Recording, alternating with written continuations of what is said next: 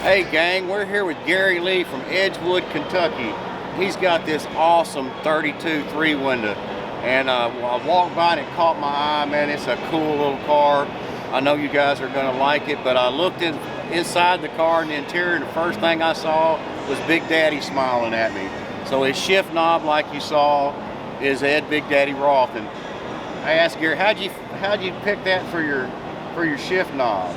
Well, from a little boy, being a big Ed Roth fan and building all of his models and all of that, I probably followed him ever since. And I used to have a rod shop from '98 to 2008, and I set up here at the Cavalcade a few years, and one year Big Daddy set up across the aisle from me, and we couldn't help but get into conversations through the weekend. And there's always one night my buddies and I would go to Camp Washington Chili, and I think Ed heard us talk about it, and he says, "What's all this I hear about Cincinnati Chili?" And we said, "Well, we're going to go to one of the best places in town. Why don't you come with us?" And he said, "I'd like to do that." He's always looking for something to eat. Yeah, So he went with us. I don't know if he thought a whole lot about Cincinnati Chili, but you know, it was just a good time to sit down. You remember what he ate?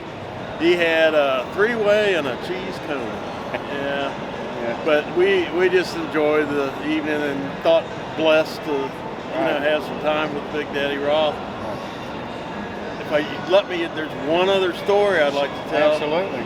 I used to be a member of Cincy Street Rods for about 27 years, and one year we had an anniversary display here at the Cavalcade, and one of our members, Kurt Duquette, who recently passed, used to build those displays, and it was all life-size. It was a garage scene, and gas pumps and everything.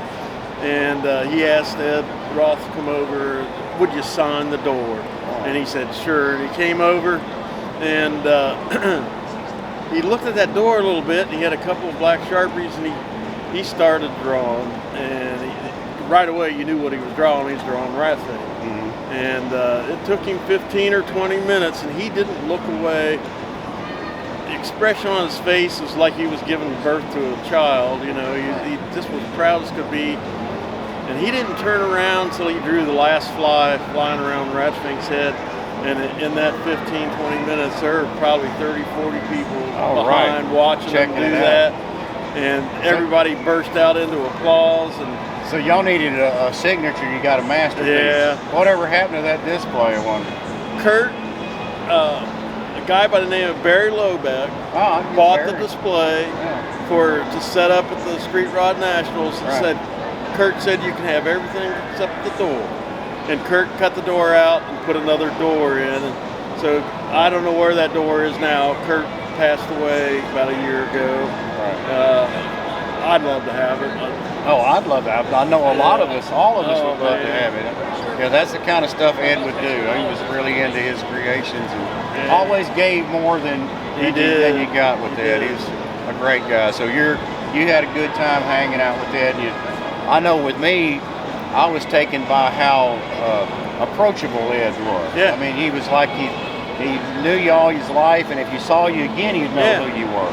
Well, it always took me, back that how does he remember all these thousands of people he sees? But yeah, I had the same.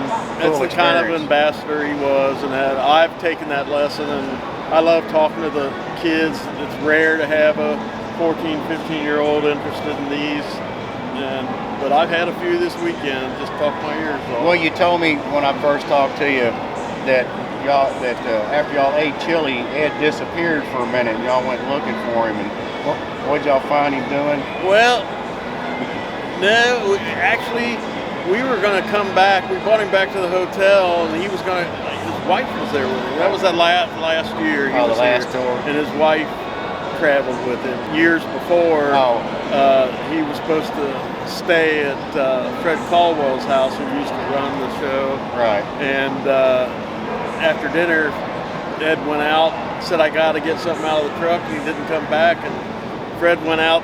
He was sleeping in a sleeping bag in the back of the truck, and he woke him up and said, No, I sleep in my truck. Yeah, he liked to stay out by his stuff. Yeah. He didn't like hotels, or you know, there's stories that they would come out in the parking lot and say, there's a guy out there with his feet sticking through the window of a car, and it'd be Ed. Yeah. So, man, I appreciate you taking time to share your stories in this wonderful 32. Oh, thank you. And it is drop dead gorgeous, guys. It is a wonderful car. You did a great job. I love everything about it. I know Ed would have. So thank you very much, that. buddy. Thank you.